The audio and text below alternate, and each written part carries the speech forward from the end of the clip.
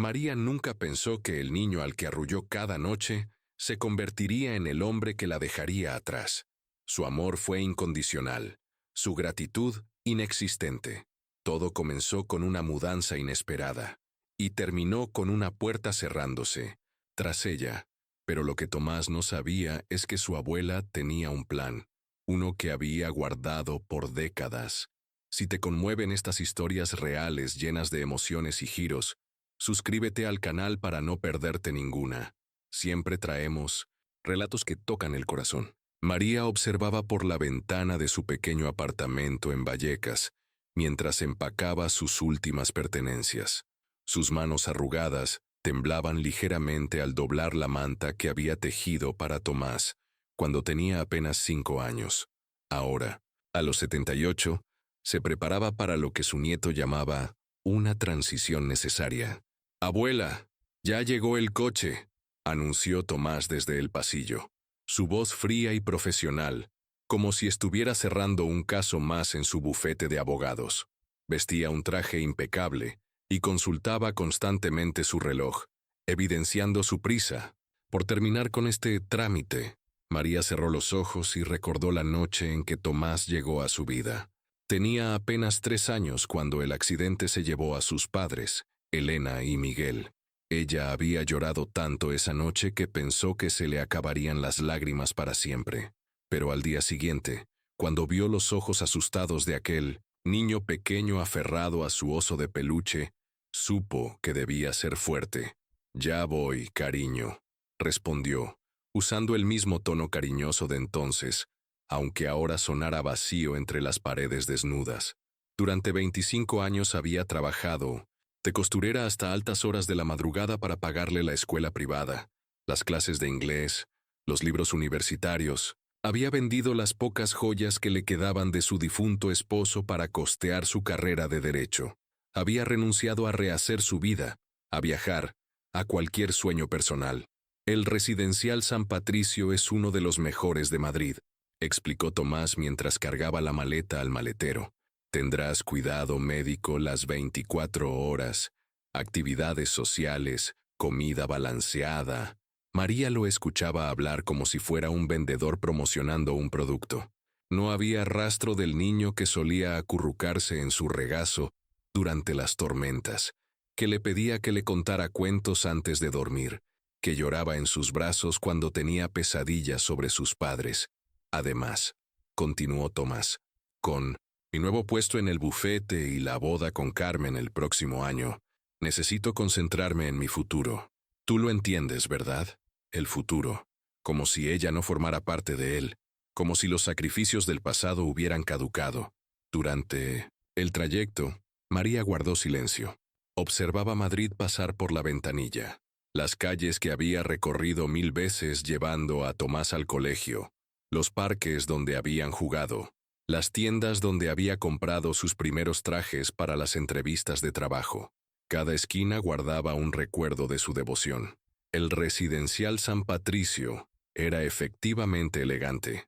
Jardines bien cuidados, personal uniformado, habitaciones con vista al parque. Pero María no veía la belleza, solo veía el final de una historia que había escrito con amor y que ahora terminaba en abandono. «Aquí estará muy bien cuidada, señora», le aseguró la directora mientras Tomás firmaba los papeles. «Tenemos actividades todos los días. Pintura, lectura, jardinería».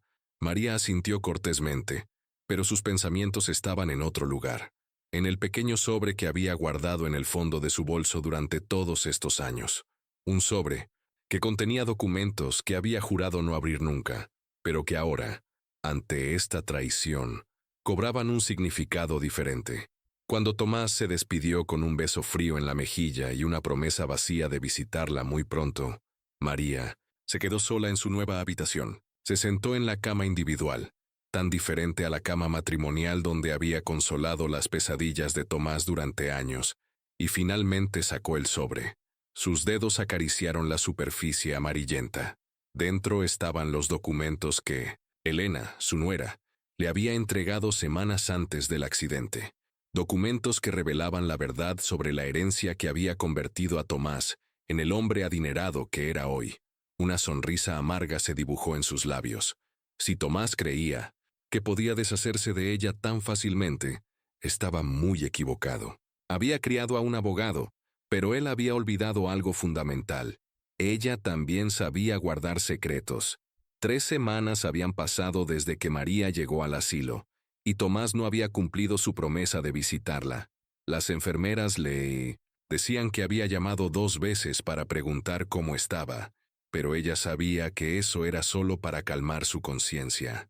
María se había adaptado a la rutina del lugar con una facilidad que sorprendía al personal. Participaba en las actividades, conversaba amablemente con otros residentes y nunca se quejaba. Pero por las noches, cuando todos dormían, ella estudiaba cuidadosamente los documentos del sobre amarillo. La verdad era más compleja de lo que había imaginado. Elena, la madre de Tomás, había sido la única heredera de una considerable fortuna familiar que incluía propiedades en el centro de Madrid y una cuenta bancaria en Suiza. Pero según los documentos, Elena había modificado su testamento 2 semanas antes del accidente, nombrando a María como administradora de la herencia, hasta que Tomás cumpliera 30 años. Sin embargo, el abogado que había manejado el caso tras la muerte de Elena había presentado un testamento diferente, uno que nombraba directamente a Tomás como heredero universal. María recordaba a aquel hombre elegante, Rodríguez se llamaba, que había insistido en que ella no necesitaba preocuparse por aspectos legales complicados. «Todo está en orden, señora», había dicho entonces. «El niño recibirá su herencia cuando sea mayor de edad, y usted tendrá una pensión mensual para cuidarlo». Una pensión que había sido suficiente para mantenerlos modestamente, pero que estaba muy lejos de la verdadera magnitud de la fortuna de Elena. Una fortuna que había permitido a Tomás estudiar en universidades privadas, vivir en un apartamento lujoso en Salamanca y formar parte de uno de los bufetes más prestigiosos de Madrid. María cerró los ojos y recordó la última conversación que había tenido con Elena. Era una tarde de octubre, y su nuera había llegado, nerviosa a casa, cargando una carpeta llena de documentos. «María, necesito que guardes esto», le había dicho, entregándole el sobre. «Si algo me pasa, prométeme que te asegurarás de que Tomás reciba lo que le corresponde, pero no antes de que esté preparado. Mi familia tiene una historia complicada con el dinero. Quiero que él sea un hombre de bien antes de ser un hombre rico». María había prometido, sin entender completamente las implicaciones. 2 semanas después, Elena y Miguel morían en el accidente. Ahora, 25 años después, María comenzaba a comprender la sabiduría de su nuera. El dinero había corrompido a Tomás. Lo había convertido en alguien capaz de abandonar a quien más lo había amado. Al día siguiente, María pidió hablar con la trabajadora social del residencial. «Necesito contactar con un abogado», dijo María con una determinación que sorprendió a la joven. «¿Ha tenido algún problema, señora María? Digamos que necesito resolver algunos asuntos pendientes del pasado». La trabajadora social, conmovida por la aparente soledad de aquella anciana que nunca recibía visitas, le facilitó el contacto de un abogado especializado en casos de personas mayores. Alberto Mendoza era un hombre de 50 años, cabello canoso y ojos bondadosos, que se especializaba en defender los derechos de los ancianos. Cuando María le mostró los documentos, sus ojos se abrieron con sorpresa. «Señora, esto cambia todo», murmuró mientras revisaba cada página. «Si estos documentos son auténticos, y todo indica que lo son, estamos hablando de una de las estafas hereditarias más grandes que he visto». María asintió calmadamente. «¿Qué puedo hacer?» «Bueno, legalmente, usted tiene derecho a exigir una investigación. El testamento original nunca fue ejecutado correctamente, pero debo advertirle que esto implicará enfrentar a su nieto directamente. ¿Está preparada para eso?» María pensó en las noches en vela, cuidando a Tomás cuando tenía fiebre, en los años de trabajo extenuante para pagarle los estudios, en el día que lo vio graduarse, y lloró de orgullo. Después pensó en la frialdad con la que la había abandonado, en las promesas rotas, en la soledad de estas últimas semanas, Estoy más preparada de lo que él cree, respondió con una sonrisa que no llegaba a sus ojos. Hay algo más, añadió Mendoza después de revisar nuevamente los documentos. El testamento original incluía una cláusula muy particular. Si Tomás demostraba falta de carácter moral o familiar, la herencia pasaría directamente a usted, sin restricciones. María sintió un escalofrío. Elena había sido más sabia de lo que jamás imaginó. ¿Abandonar a la persona que te crió podría considerarse falta de carácter moral?, preguntó María. El abogado sonrió. Señora, creo que acabamos de encontrar nuestro caso. La primera carta llegó al bufete de Tomás un martes por la mañana. La secretaria la puso sobre su escritorio junto con el resto de la correspondencia, sin imaginar que esa simple hoja de papel iba a cambiar todo. Estimado señor Tomás Herrera, comenzaba la carta. En representación de la señora María Herrera, me dirijo a usted para notificarle sobre ciertas irregularidades encontradas en el testamento de Elena Herrera, fechado en 1999. Tomás leyó la carta 3 veces antes de que su significado completo penetrara en su mente. Su abuela estaba cuestionando legalmente su herencia. Su abuela, a quien había considerado una anciana inofensiva y algo confundida. Inmediatamente llamó al residencial San Patricio. ¿Podría hablar con María Herrera, por favor? Un momento, la comunicamos con su habitación. La voz de María sonó serena cuando contestó. Hola, Tomás, qué sorpresa. Abuela, ¿qué significa esto?, preguntó intentando controlar el temblor en su voz. ¿Has contratado un abogado? Oh, ya recibiste la carta. Qué rápido trabaja el correo. No entiendo nada. ¿De qué irregularidades hablan? María guardó silencio un momento. Podía escuchar la respiración agitada de su nieto al otro lado de la línea. Creo que es mejor que vengas a verme, Tomás. Hay muchas cosas de las que necesitamos hablar, pero yo tengo mucho trabajo. Esta semana... Ah, claro. El trabajo siempre es lo primero, ¿verdad? La voz de María se endureció ligeramente. Bueno, entonces supongo que tendremos que resolver esto a través de nuestros abogados. No. Iré mañana por la tarde. Por favor, no hagas nada precipitado. Descuida, cariño. He esperado 25 años para tener esta conversación. Puedo esperar un día más. Cuando colgó, María sintió una extraña mezcla de tristeza y satisfacción. Por primera vez desde que había llegado al asilo, Tomás mostraba interés en verla. Lástima que fuera por las razones equivocadas. Esa tarde, María recibió una visita inesperada. Carmen, la prometida de Tomás, apareció en el residencial con un ramo de flores y una sonrisa nerviosa. Señora María, espero que no le moleste que haya venido sin avisar, dijo Carmen, una mujer elegante de 35 años, vestida con un traje sastre impecable. Para nada, querida. Es un placer verte. María la invitó a sentarse en el pequeño salón de visitas. Aunque me sorprende, Tomás nunca mencionó que fueras a venir. Carmen se removió incómoda en su asiento. Bueno, es que Tomás está muy preocupado por este asunto del abogado. Dice que puede ser un malentendido. María estudió el rostro de la joven. Carmen parecía genuinamente nerviosa, pero también había algo más en sus ojos. ¿Miedo, quizás? ¿Te ha contado Tomás cómo heredó su fortuna?, preguntó María directamente. Carmen parpadeó sorprendida. Bueno, sí. Sus padres murieron cuando era pequeño y usted lo crió hasta que fue mayor de edad. Entonces recibió la herencia familiar. ¿Y nunca te pareció extraño que siendo tan joven tuviera acceso a tanto dinero? No sé. Supuse que sus padres habían hecho las provisiones necesarias. María asintió lentamente. Carmen, puedo ver que eres una buena persona, y puedo ver que quieres a Tomás. Pero hay cosas sobre él que desconoces. ¿Qué tipo de cosas?, preguntó Carmen, inclinándose hacia adelante. El tipo de cosas que una mujer debe saber antes de casarse con un hombre. María tomó las manos de Carmen entre las suyas. Dime, ¿cómo te ha tratado Tomás cuando ha tenido que elegir entre tú y otras responsabilidades? Carmen frunció el ceño. No entiendo. Cuando su trabajo es más importante que una cita contigo, cuando tiene que elegir entre su carrera y tu bienestar, cuando las apariencias sociales pesan más que tus sentimientos. ¿Cómo actúa? El rostro de Carmen se ensombreció. María pudo ver que había tocado una fibra sensible. Ha habido ocasiones, admitió Carmen lentamente, en las que he sentido que paso a segundo plano, pero pensé que cambiaría después de la boda. María negó suavemente con la cabeza.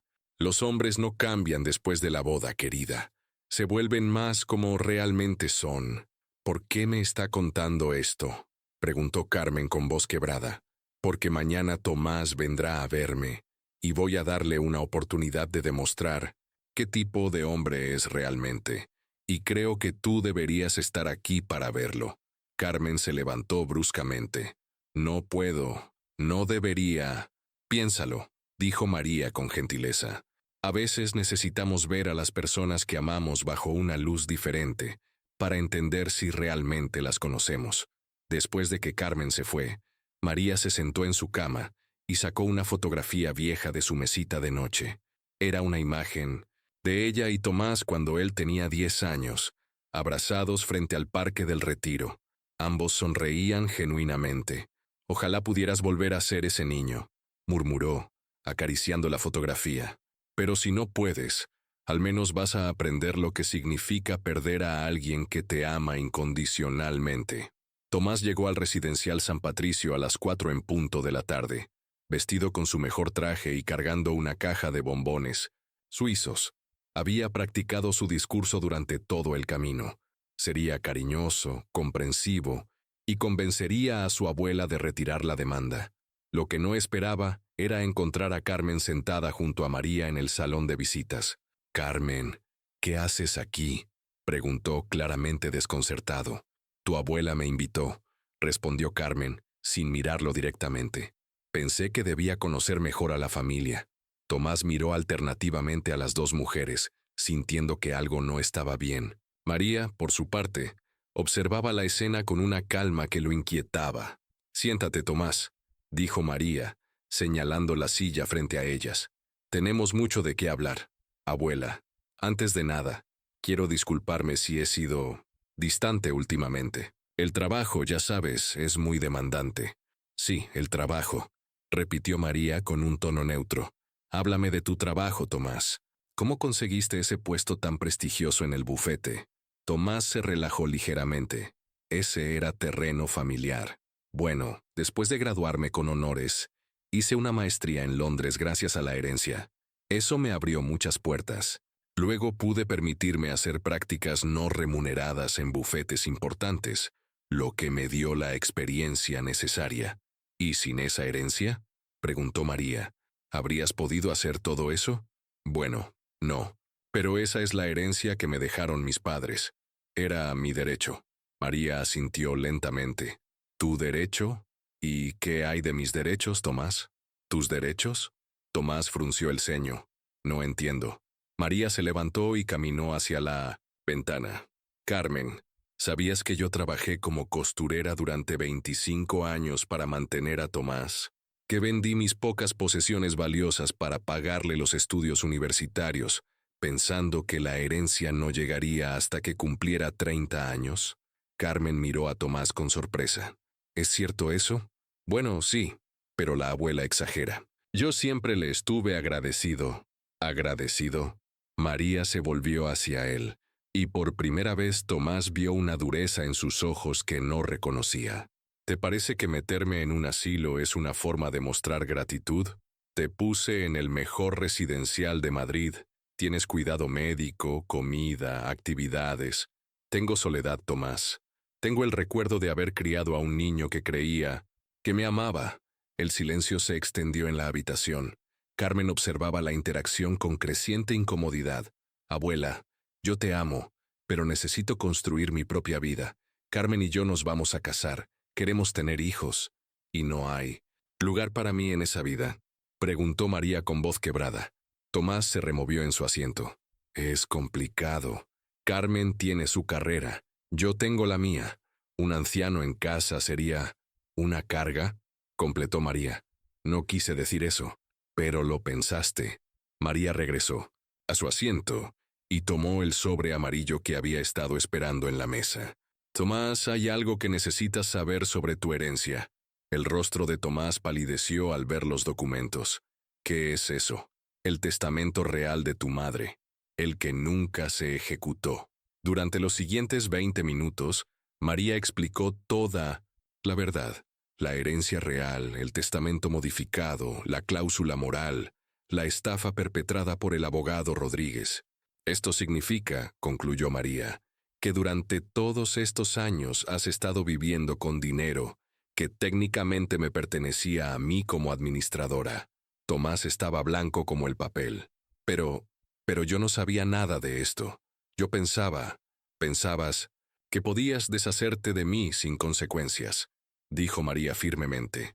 Pensabas que era una anciana inofensiva, que no entendía nada de dinero o leyes. Carmen se levantó bruscamente. Necesito aire fresco, murmuró, y salió del salón. Carmen. Espera, gritó Tomás, pero ella ya había salido. Déjala ir, dijo María. Necesita tiempo para procesar todo esto. Abuela, por favor, podemos resolver esto. Puedo sacarte de aquí. Puedes venir a vivir conmigo. Ahora sí, ahora que sabes que puedo quitarte todo lo que tienes. Tomás. Se puso de pie, paseando nerviosamente por la habitación. ¿Qué quieres? ¿Dinero? ¿Una casa? ¿Qué tengo que hacer? María lo observó con una mezcla de tristeza y decepción. Quiero que me digas por qué, Tomás. ¿Por qué me abandonaste después de todo lo que hice por ti? Yo no te abandoné. Me metiste en un asilo porque era inconveniente para tú. Nueva vida, gritó María, perdiendo finalmente la compostura. 25 años de mi vida, Tomás. 25 años cuidándote, amándote, sacrificándome por ti. Tomás se detuvo y la miró. Por un momento, María vio al niño asustado que había sido, pero rápidamente la máscara del adulto exitoso regresó. ¿Vas a arruinar mi vida por esto?, preguntó finalmente. María se quedó en silencio un largo momento. Esa pregunta lo había revelado todo. No había arrepentimiento genuino. No había comprensión real del daño que había causado. Solo miedo a perder su estatus y su dinero. Vete, Tomás, dijo finalmente con voz cansada. ¿Qué? Vete. Necesito tiempo para decidir qué voy a hacer. Pero, abuela, vete, gritó María con una fuerza que sorprendió a ambos. Tomás se dirigió hacia la puerta, pero se detuvo en el umbral. Siempre te amé, abuela. Solo quería ser exitoso. Pensé que lo entenderías. El éxito sin amor no es éxito, Tomás. Es solo vanidad. Cuando él se fue, María se sentó en su cama y lloró por primera vez desde que había llegado al asilo. Lloró por el nieto que había perdido, por los años de ilusión, por el amor que había dado sin recibir nada a cambio, pero también lloró por el poder que ahora tenía en sus manos y por la decisión imposible que debía tomar. Una semana había pasado desde la confrontación y María no había tenido noticias de Tomás. Pero Carmen había venido a visitarla 3 veces, cada vez más pensativa y menos segura de su futuro con él. Ha estado comportándose de manera extraña, confesó Carmen durante su última visita. Nervioso, distante. Anoche lo encontré revisando documentos hasta muy tarde, y cuando le pregunté qué pasaba, me gritó. María asintió comprensivamente.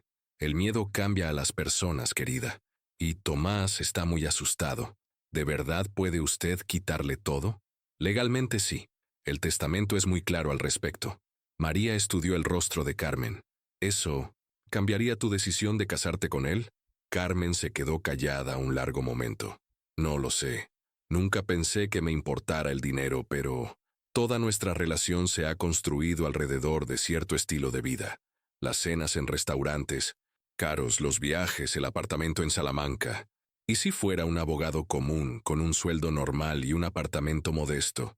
Creo que no lo conocería realmente. El Tomás que yo conozco nunca ha tenido que luchar por nada. Esa tarde, María recibió una llamada de Alberto. Mendoza, su abogado. Señora María, tengo noticias. He estado investigando al abogado Rodríguez y he encontrado un patrón.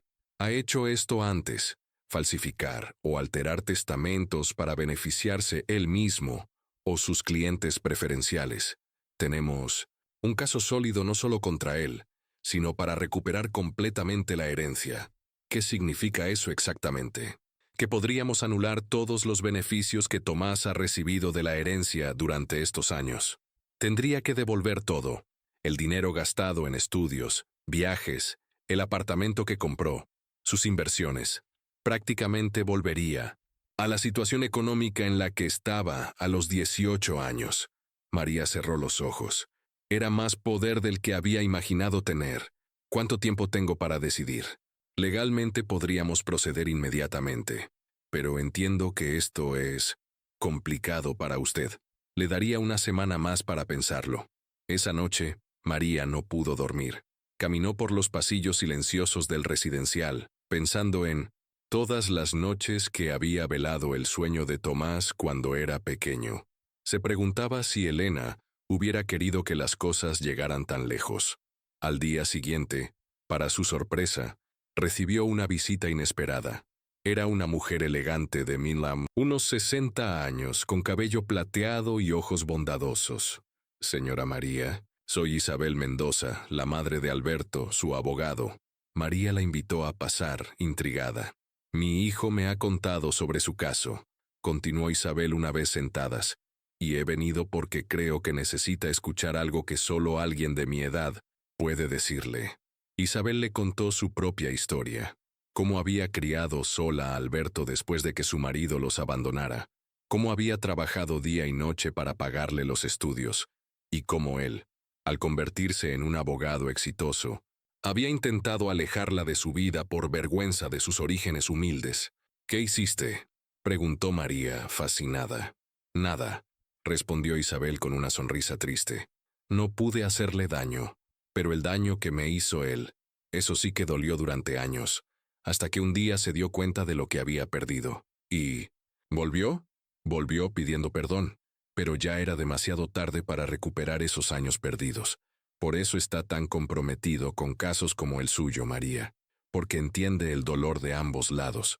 María reflexionó sobre esas palabras durante horas. Isabel tenía razón. La venganza no devolvería los años perdidos ni el amor desperdiciado. 3 días después, Tomás apareció en el residencial sin avisar. Se veía demacrado, como si no hubiera dormido en días. Abuela, necesito hablar contigo, dijo con voz ronca. Pasa, siéntate. Carmen me dejó, confesó Tomás hundiéndose en la silla. Dice que no puede casarse con alguien que abandona a su familia cuando ya no le conviene. María no dijo nada, esperando. He estado pensando en todo lo que dijiste y tienes razón. Su voz se quebró ligeramente.